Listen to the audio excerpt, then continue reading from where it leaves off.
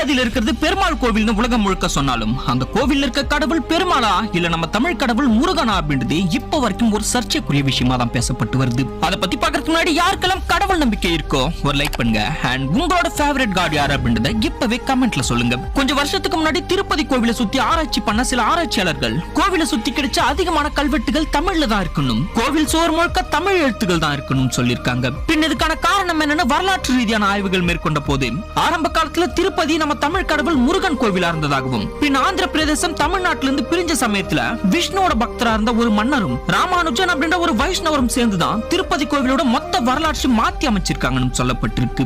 அது மட்டும் இல்லாம கொடிமரம் தெப்ப குளத்தை அடையாளமாகவும் மொட்டையடிச்சு முடிக்காணிக்கையை ஏற்றுக்கொண்டு மலை மேல் அமர்ந்திருக்கும் ஒரே கடவுள் முருகன் தான் அப்படின்னும் பண்டைய புராண நூல்களிலும் குறிப்பிடப்பட்டிருக்கு. ஆனா இதுக்கான போதுமான ஆதாரங்களோடு நிரூபிக்கப்படாததாலேயே இன்னமும் இது சர்ச்சைக்குரிய ஒரு மர்மமாவே இருக்கு.